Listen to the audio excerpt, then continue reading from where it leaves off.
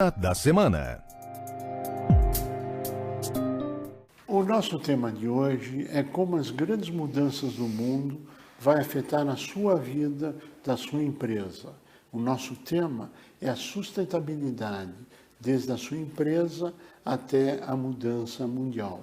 Para tratar do tema, a nossa convidada de hoje é a doutora Mônica Kuglianskas, especialista em sustentabilidade da FIA. É um prazer tê-la conosco.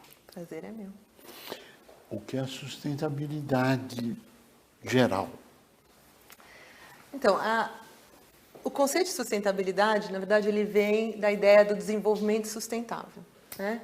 Há muitos anos, lá nos anos 80, mais ou menos, as Nações Unidas fizeram um relatório, conhecido como Relatório Brundtland, onde foram identificados várias questões para o desenvolvimento dos países, das empresas, e se chegou à conclusão de que a gente estava indo em direção a um desenvolvimento que estaria utilizando muito mais recursos do que aqueles que nós temos disponíveis.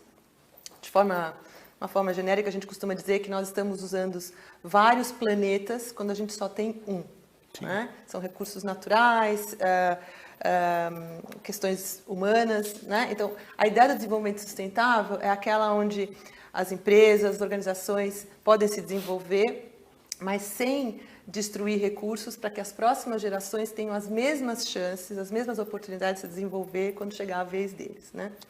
Bom, na verdade, hoje no mundo existem os megatrends. É isto?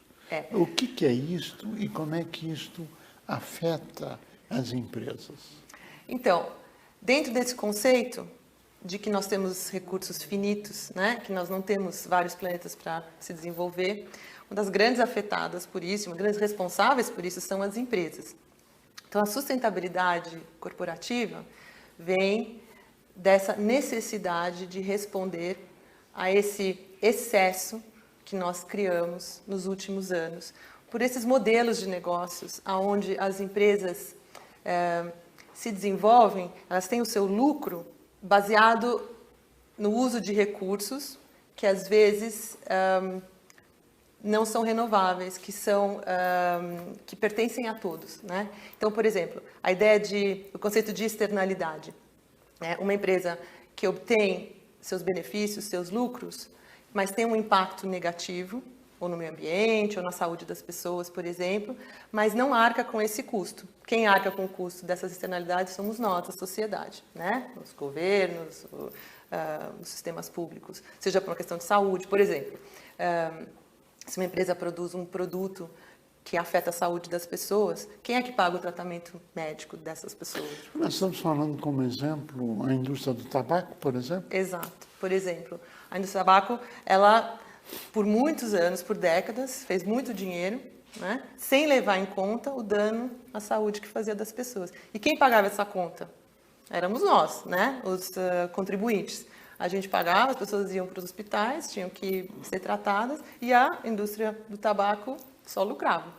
Bem, se nós olharmos para esse conceito, isso começa nas grandes corporações, mas isso se estende para toda a sociedade, para grandes corporações, médias, pequenas, micro, sociedade civil, etc. Qual a sua visão disso? Como é que isto afeta diretamente no tempo as empresas? Então, essa questão das externalidades, né? As empresas usam recursos naturais, por exemplo, o solo, o ar, a água, e contaminam, né? Estragam esses recursos. Todos nós, as grandes empresas, as pequenas, médias e micros, e nós mesmos como consumidores, né? Temos um papel nesse lado negativo, né? Mas nós também temos um impacto positivo, né, através das nossas decisões. Quando as empresas ou as pessoas e todas as organizações tomam decisões positivas para mudar essa situação, então nós estamos caminhando para um mundo mais sustentável, né? Então, a sustentabilidade, a sustentabilidade corporativa especificamente, né, é a resposta das empresas para esse modelo de negócio que já não é mais sustentável, né? não só as empresas estão percebendo isso, mas os investidores estão cobrando das empresas que elas ajam de uma forma mais responsável. Os governos estão se atualizando e estão começando a cobrar. E a sociedade também está pedindo, né?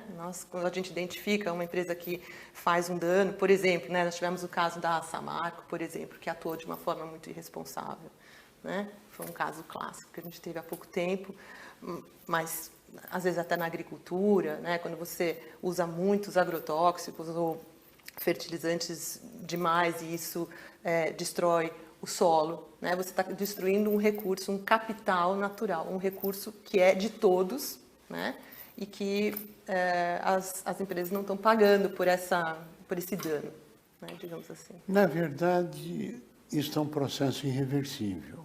Isso é um processo que teve início lá na década de 80 e que, com o passar do tempo, cada vez mais as pessoas, as empresas, a sociedade como um todo querem melhores condições de vida, de produto, de satisfação, preservando ao máximo aquilo que é possível preservar. Essa seria uma síntese correta, numa forma extremamente simplista do cenário? Eu acho que sim. Eu acho que, no fundo, essas questões elas se convertem em licenças para operar, né? Se as empresas elas não se atualizarem dentro desse contexto, elas vão perder essa licença para operar. E pode vir de diversos ângulos, tanto a sociedade, né, o consumidor vai votar com a sua carteira, a gente chama, né, comprando produtos mais sustentáveis, mas também as grandes empresas na sua cadeia de valor, né, por exemplo, as empresas B2B, que são fornecedores das grandes empresas, vão ser demandadas a atuar dessa forma, e eventualmente os governos vão cobrar de todas essas, né, da cadeia de valor inteira, tanto as grandes empresas, as médias, as pequenas, as micro, que elas atuem de uma forma responsável e vão cobrar por impostos, né? Por exemplo, gestão de resíduos, né? Atualmente pode ter certos resíduos que não são taxados, né? Mas isso deve acontecer muito em breve. Com o passar do tempo serão. Muito em breve, rapidamente. Porque esse é o que a gente chama dos megatrends, né? É um megatrend global. Isso vai vir na Europa, Estados Unidos, países mais desenvolvidos, mas vai chegar na América Latina, no Brasil, com certeza. Agora, vamos trazer essa sustentabilidade para as empresas de uma forma geral. Claro que tudo que foi colocado se aplica às empresas. Mas quando nós estamos conversando, você falou sustentabilidade de curto prazo, de médio prazo, de longo prazo, de corporações. Como é que é esse processo? Quando as empresas consideram a ideia de sustentabilidade, um dos fatores mais importantes é quanto tempo ela quer operar. Por isso que a gente fala da licença para operar, né? Isso pode limitar essa licença para operar. Mas, assim, é importante para uma empresa ter em conta quanto tempo ela quer ficar, Sim, ela quer existir, mercado, né? Ela quer. Então, se você falar para mim, eu quero que essa empresa opere por 3, 4 anos, porque depois eu vou vender. Ou eu quero que ela opere por 2 ou 3 décadas. Ou eu quero que ela opere pelas próximas 5 gerações. Então, essa ideia de perspectiva de quanto tempo a empresa vai operar é que vai gerar a base para uma estratégia de sustentabilidade. Quanto tempo você quer se sustentar nos negócios, né, digamos assim.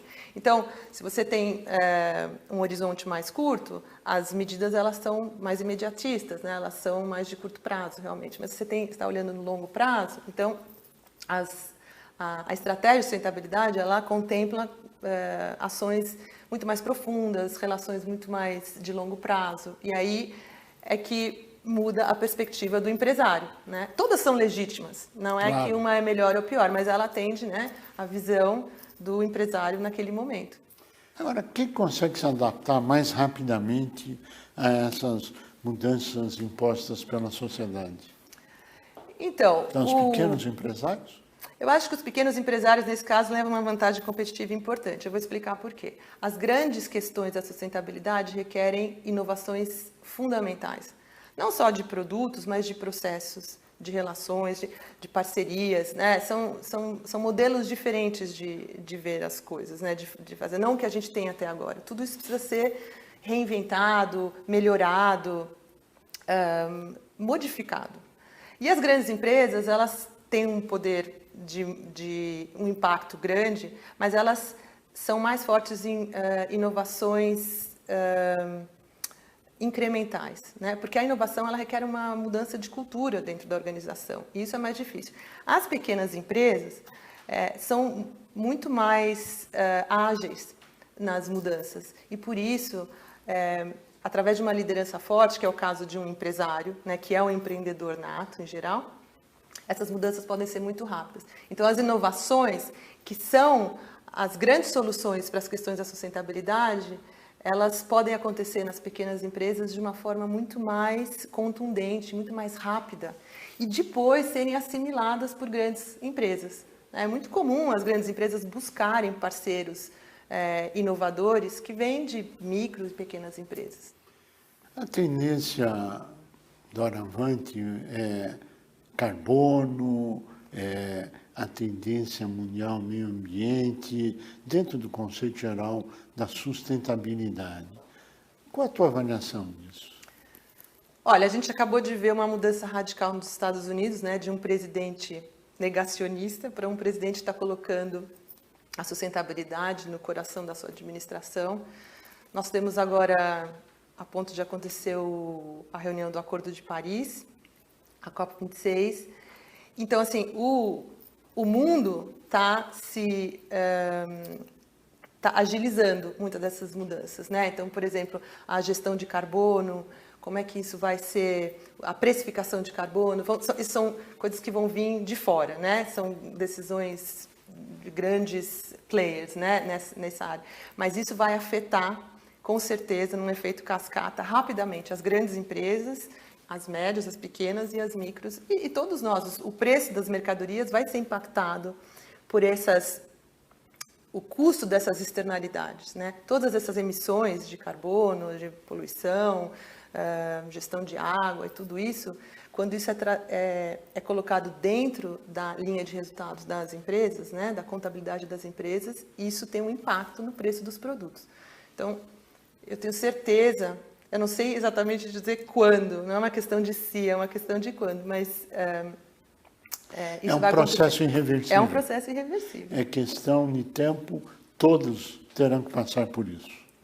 É isso. Mas é uma grande oportunidade para os pequenos empresários, porque, justamente como eu falei, eles são capazes de mudanças muito rápidas, né? Então, as empresas que fizerem isso vão ter uma vantagem competitiva e vão estar adaptadas para essas mudanças muito antes daquelas que esperarem para ver acontecer.